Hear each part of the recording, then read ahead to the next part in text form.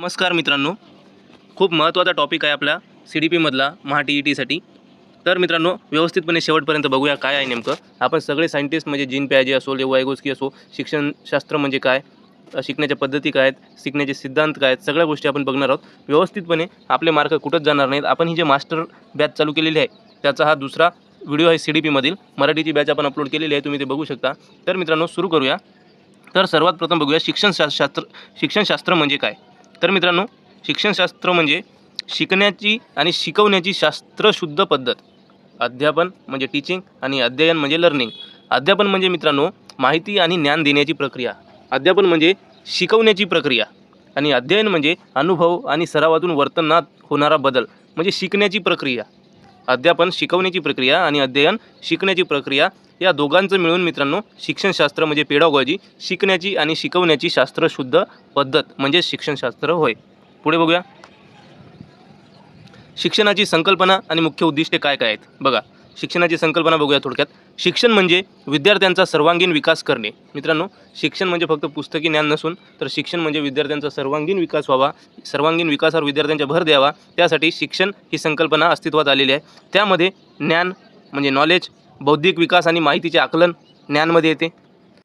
त्यानंतर स्किल्स, विद्यार्थ्यांमध्ये काय स्किल्स आहेत, व्यावहारिक उपयोग आणि कार्यक्षमता हे स्किलमध्ये येतात। त्यानंतर मूल्ये म्हणजे व्हॅल्यूज, नैतिक आणि सामाजिक दृष्टिकोन। मित्रांनो या तिन्ही घटकांना मिळून शिक्षण ही संकल्पना अस्तित्वात आलेली आहे। तर मित्रांनो विद्यार्थ्यांचा सर्वांगीण विकास या तीन गोष्टींमधून होते, जे की आहे नॉलेज, स्किल्स अँड व्हॅल्यूज म्हणजे ज्ञान, कौशल्य आणि मूल्ये। तर यामधून मित्रांनो शिक्षण ही संकल्पना अस्तित्वात आलेली आहे। शिकण्याचे प्रकार बघा 3H मॉडेल, 3H मॉडेल लक्षात ठेवायचं आहे। 3H म्हणजे हेड, हार्ट अँड हँड। मित्रांनो हेड म्हणजे मस्तक, संज्ञान म्हणजे इथे सगळे संज्ञानात्मक म्हणजे बुद्धी, विचार, तर्क या संबंधित गोष्टी सगळे आपल्या मस्तकमध्ये म्हणजे हेडमध्ये असतात। म्हणजे कॉग्निटिव्ह लर्निंग याला आपण म्हणू मित्रांनो, संज्ञानात्मक अध्ययन। त्यानंतर मन म्हणजे हार्ट, इथे भावनिक म्हणजे ॲफेक्टिव्ह लर्निंग होईल मित्रांनो। इथे आपल्या सगळ्या भावना असो, दृष्टिकोन असो आणि मूल्य यांच्याशी संबंधित गोष्टी होणार। त्यानंतर तिसरं आहे मित्रांनो हात, हँड, हे सगळं आपल्या स्किलवर म्हणजे कौशल्यावर आधारित असणार आहे, ज्यामध्ये सायकोमोटर लर्निंग आपण म्हणू। त्यामध्ये शारीरिक हालचाली आणि कृती यांच्याशी संबंधित। तर मित्रांनो शिकण्याचे किती प्रकार आहेत, 3H मॉडेल लक्षात ठेवायचं आपल्याला, हेड, हार्ट अँड हँड, संज्ञानात्मक, भावनिक आणि कौशल्याधारित। ओके पुढे जाऊया मित्रांनो। चॅनलवर नवीन असाल तर सबस्क्राईब करा आणि व्हिडिओ आवडत असेल तर लाईक करा आणि कमेंटमध्ये जर आपल्या काही अडचणी असतील तर आम्हाला नक्की सांगा। मित्रांनो इथे बघा सगळ्यात महत्त्वाचं आहे शिकण्याचे सिद्धांत। तर मित्रांनो शिकण्याच्या सिद्धांतात दोन मुख्य विचार प्रवाह आहेत, ज्यामध्ये बिहेवियरिझम अँड कन्स्ट्रक्टिव्हिझम म्हणजे वर्तनवाद आणि रचनावाद। आणि मित्रांनो आपल्याला रचनावादवर जास्त भर द्यायचा आहे। तर बघा वर्तनवाद म्हणजे काय पहिले बघूया। शिक्षण म्हणजे बाह्य उद्दीपक आणि प्रतिसादाचा परिणाम। यामध्ये शास्त्रज्ञ येणार पावलॉव, स्किनर अँड थॉर्नडाईक। आणि कन्स्ट्रक्टिव्हिझममध्ये रचनावादमध्ये विद्यार्थी स्वतःच्या अनुभवातून ज्ञानाची रचना करतात, ज्यामध्ये येणार जीन पियाजे, लेव वायगोस्की। हे लक्षात ठेवायचं आपल्याला। तर मित्रांनो बघा रचनावाद म्हणजे काय, विद्यार्थी स्वतःच्या अनुभवातून शिकणार, स्वतःच्या ज्ञानाची रचना करणार, स्वतःच्या ज्ञानाला वाढवण्याचा प्रयत्न करणार, काहीतरी क्रिएटिव्ह करण्याचा प्रयत्न करणार रचनावादमध्ये। आणि बिहेवियरिझममध्ये फक्त बाह्य म्हणजे एन्व्हायरमेंट, बाह्य काय शिकणार तो त्या प्रतिसादाचा परिणाम असणार। ओके इथे बघा जीन पियाजे बघूया आपण सर्वप्रथम। जीन पियाजेंचं काय म्हणणं आहे, संज्ञानात्मक विकास सिद्धांत त्यांनी दिलेला आहे। जीन पियाजेनं कोणता विकास दिलेला आहे, संज्ञानात्मक विकास सिद्धांत, कॉग्निटिव्ह डेव्हलपमेंट सिद्धांत।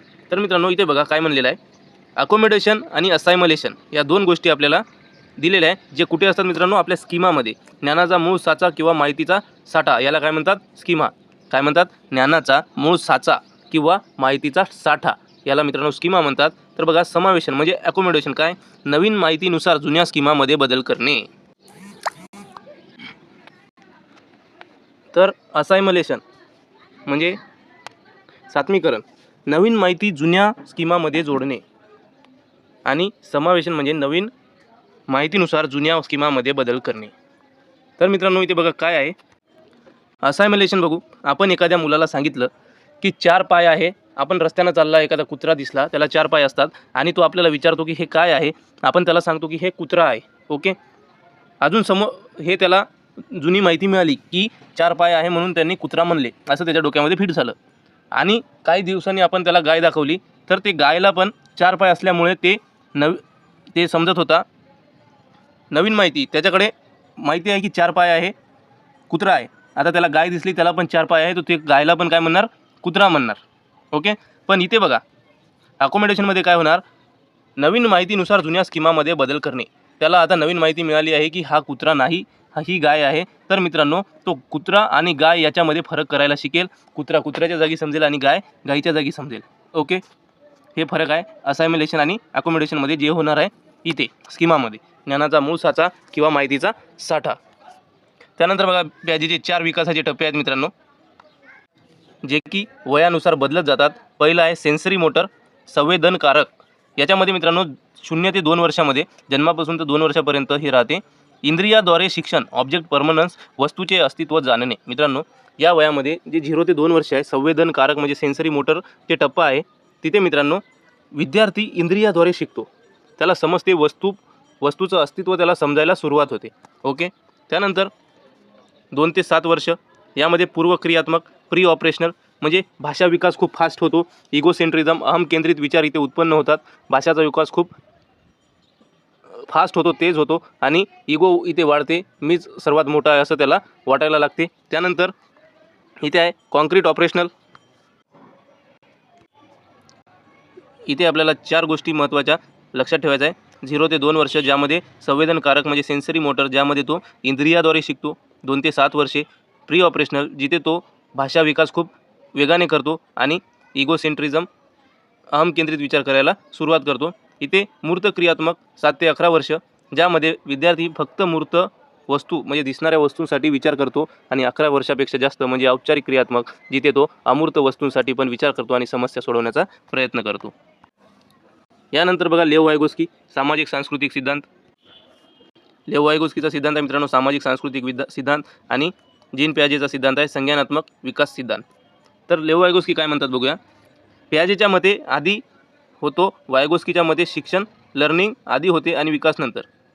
प्याजेच्या मते पहिले विकास आधी होतो आणि वायगोस्कीच्या मते आहे शिक्षण पहिले आणि विकास नंतर. हा फरक आपल्याला लक्षात ठेवायचा आहे. वायगोस्की काय म्हणतात बघूया.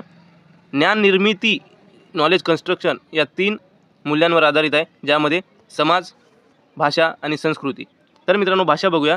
विचार करण्यासाठी आणि शिकण्यासाठी प्रमुख साधन, वायगोस्कीचं म्हणणं आहे विचार करण्यासाठी असो किंवा शिकण्यासाठी असो, सर्वात प्रमुख साधन जर कोणती असेल तर ते आहे भाषा. त्यानंतर संस्कृती, सांस्कृतिक साधने आणि मूल्ये. सांस्कृतिक साधने आणि मूल्ये यामधून पण नॉलेजची निर्मिती होते. तिसरं आहे समाज, सोशल इंटरॅक्शन, इतरांशी संवादातून शिक्षण. म्हणजे मित्रांनो भाषा विचार करण्यासाठी आणि शिक्षणासाठी, सांस्कृतिक मूल्ये नॉलेज निर्मितीसाठी, समाजातून शिकण्यासाठी, इंटरॅक्शन वाढवण्यासाठी, या तिन्ही गोष्टींमुळे मित्रांनो ज्ञान निर्मिती होते, असं लेव वायगोस्की यांचं म्हणणं आहे. वायगोस्कीचा झेडपी आणि स्कॅफोल्डिंगचा सिद्धांत बघा. तर झेडपीडीचं म्हणणं काय आहे की शिक्षक असो किंवा मोठ्या व्यक्तीने दिलेला तात्पुरता आधार असो. झेडपीडीचं म्हणणं काय, स्कॅफोल्डिंग. तर मित्रांनो एखादा विद्यार्थी सायकल शिकायला सुरुवात करतो, एखादा मूल सायकल शिकायला सुरुवात करतो, मागून आपण त्याला थोडा आधार देतो, तो सायकलचे पायडल मारायला सुरुवात करतो. तर मित्रांनो तो जरा समोर जातो आणि त्यामध्ये एक वेगळा कॉन्फिडन्स येते, आणि जेव्हा आपण मागून हात काढून घेतो त्यानंतर पण तो सायकल चालवतो. हे झेडपीडीचं म्हणणं आहे मित्रांनो. विद्यार्थ्याला फक्त आधार द्या, कुठपर्यंत, जिथपर्यंत तो स्वतः शिकत नाही तिथपर्यंत. सध्या करू न शकणारी कामे त्याला फक्त आधार देऊन करायला लावायचं आहे. झेडपीडीचं अर्थ फुल form zone of proximal development, इतरांच्या मदतीने शिकता येणारा भाग. ओके. तर झेडपीडी आणि स्कॅफोल्डिंग काय आहे ते लक्षात ठेवा. स्कॅफोल्डिंगचं म्हणणं आहे शिक्षक किंवा मोठ्या व्यक्तीने दिलेला तात्पुरता आधार, आणि झेडपीडी काय, इतरांच्या मदतीने शिकता येणारा भाग. ओके. पावलोव काय म्हणतात, अभिजात अभिसंधान. पावलोव यांचं म्हणणं आहे की जे आधी नैसर्गिक नव्हते ते देखील शिकल्याने तयार होते. जसं की एखादा उदाहरण घेऊ, एक कुत्रा आहे, त्याला तो समजा जेवण केल्यानंतर लाळ गाळतो. ओके. तर पावलोवनी काय केलं, त्या कुत्र्याला घंटी बांधली आणि रोज सतत तो कुत्र्याला जेवण देत होते आणि त्यानंतर घंटी वाजवत होते. तर घंटी वाजवल्यानंतर कुत्रा लाळ गाळत होता. जेवण दिलं, लाळ गळाली, घंटी वाजल्यानंतर लगेच लाळ गाळत होता. तर असे खूप दिवस त्यांनी प्रयोग केला आणि त्यानंतर काही दिवसांनी कुत्र्याला एक दिवस जेवण नाही दिलं आणि फक्त घंटी वाजवली, त्यानंतर पण कुत्र्याने लाळ गाळली. तर याचं म्हणणं काय, जी गोष्ट नैसर्गिक नव्हती ती पण शिकू शकते, शिकल्याने साध्य होते, हे इव्हान पावलोव यांचं म्हणणं आहे. अभिजात अभिसंधान. परीक्षेसाठी महत्त्वाचे शब्द बघा. अनैसर्गिक उद्दीपक, अनकंडिशन्ड स्टिम्युलस म्हणजे अन्न. कृत्रिम उद्दीपक काय होतं, बेल, आपण बेल वाजवत होतो. अनैसर्गिक प्रतिसाद काय होता, अन्नामुळे येणारी लाळ. आणि कृत्रिम प्रतिसाद काय होता, घंटेमुळे येणारी लाळ. तर मित्रांनो तुम्हाला इथे समजलं असेल, जेव्हा कृत्रिम घंटा नैसर्गिक उद्दीपकाची म्हणजे अन्न जागा घेतो तेव्हा त्याला अभिसंधान म्हणतात. जेव्हा कृत्रिम वस्तू नैसर्गिक उद्दीपकाची जागा घेते, जेव्हा कृत्रिम उद्दीपक नैसर्गिक उद्दीपकाची जागा घेते तेव्हा त्याला अभिसंधान म्हणजे कंडिशनिंग असे म्हणतात. हे लक्षात ठेवायचं आहे. स्किनर बघूया, BF स्किनर, साधक अभिसंधान. तर इथं काय म्हणणं आहे बघा. स्किनर यांचं म्हणणं आहे काहीतरी देणे आणि काहीतरी काढून घेणे, वर्तन वाढवणे, वर्तन कमी करणे. तर बघा इथं सकारात्मक प्रबलीकरण, चांगले वर्तन वाढवण्यासाठी बक्षीस देणे. चांगले वर्तन वाढवण्यासाठी बक्षीस देणे म्हणजे काहीतरी देणेमध्ये येते, चांगले वर्तन वाढवण्यासाठी. आणि नकारात्मक प्रबलीकरण बघा, चांगले वर्तन वाढवण्यासाठी त्रासदायक गोष्ट काढून घेणे. स्किनर यांचं म्हणणं आहे काहीतरी देणे जेणेकरून तो मूल चांगले वर्तन करेल बक्षीस घेण्यासाठी तरी, आणि काहीतरी काढून घेणे म्हणजे त्यामधली सगळे निगेटिव्ह गोष्ट काढून घ्यायची, त्रासदायक गोष्ट काढून घ्यायची जेणेकरून तू चांगले वर्तन करेल. वर्तन कमी करणे, इथे बघा सकारात्मक शिक्षा, वाईट वर्तन कमी करण्यासाठी शिक्षा देणे. आणि इथे बघा नकारात्मक शिक्षा, वाईट वर्तन कमी करण्यासाठी आवडती गोष्ट काढून घेणे. बघा मित्रांनो काय म्हणणं आहे.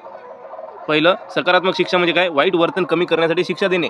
आणि नकारात्मक शिक्षा म्हणजे काय, वाईट वर्तन त्याने कमी करावे म्हणून त्याची आवडतीची गोष्ट घेऊन घ्यावी.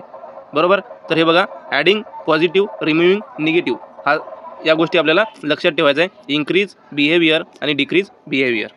ही PDF तुम्हाला टेलिग्रामला मी देणार आहे, तिथे जाऊन तुम्ही डाउनलोड करू शकता. जर काही अडचणी असेल तर कमेंटमध्ये नक्की सांगा. चॅनलला सबस्क्राईब करा आणि व्हिडिओला लाईक करा. थॉर्नडाईकचं बघूया. एडवर्ड थॉर्नडाईक काय म्हणतात, प्रयत्न आणि प्रमाद सिद्धांत यांनी दिलेला आहे. तर बघा उद्दीपक काय, समोर असलेले ध्येय, उदाहरणार्थ भुकेल्या मांजरीसमोर अन्न. प्रयत्न बघा, ध्येय गाठण्यासाठी विविध हालचाली करणे. मांजरीसमोर अन्न आहे आणि ते ध्येय गाठण्यासाठी काय विविध हालचाली मांजर करते ते. त्यानंतर तिसरं प्रमाद, एरर्स, चुका होणे आणि त्यातून शिकणे. मांजर चुका करेल त्यातून शिकेल. आणि चौथं आहे अचूक कृती सापडणे. त्या मांजरीला अचूक कृती सापडली की ती कृती पक्की होते. चुका करणे हा शिक्षणाच्या प्रक्रियेचा एक अत्यंत नैसर्गिक आणि महत्त्वाचा भाग आहे. थॉर्नडाईकचं म्हणणं आहे की मुलं असो कोणी पण असो, चुका करेल तेव्हाच त्यांचं उद्देश ते यश मिळू शकेल, तेव्हाच ते शिकेल. चुकातून शिकणे हे थॉर्नडाईक यांचं म्हणणं आहे. थॉर्नडाईकचे शिक्षणाचे मुख्य 3 नियम आहेत. पहिलं तयारीचा नियम, लॉ ऑफ रेडीनेस. जोपर्यंत विद्यार्थी शारीरिक आणि मानसिकदृष्ट्या तयार नसतो तोपर्यंत तो शिकू शकत नाही. दुसरा आहे सरावाचा नियम, law of exercise. Practice makes perfect. जेवढा जास्त सराव तेवढे शिक्षण पक्के. तिसरा आहे परिणामाचा नियम. जर कृतीचा परिणाम आनंददायी असेल तर ती कृती पुन्हा केली जाते.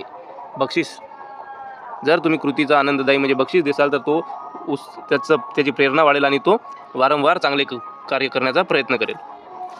इथे बघा मित्रांनो काही प्रश्न आहेत. TET असो या CTET असो.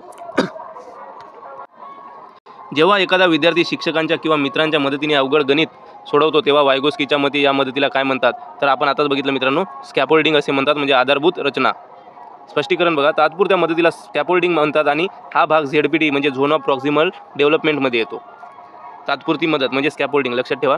त्यानंतर बघा प्रश्न क्रमांक 2, एखाद्या विद्यार्थ्याने चांगले काम केल्यावर शिक्षक त्याला शाबासकी देतात जेणेकरून तो पुन्हा ते काम करेल. स्किनरच्या सिद्धांतानुसार हे कशाचे उदाहरण आहे. तर बघा मित्रांनो, निगेटिव्ह रेन्फोर्समेंट म्हणजे नकारात्मक प्रबलीकरण.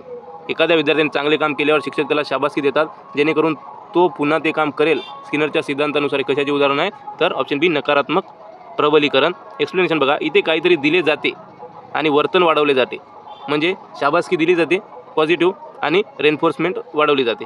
ओके. परीक्षेपूर्वी रिव्हिजन बघूया. शॉर्टमध्ये बघूया आपण आता काय शिकलो. प्याजे वर्सेस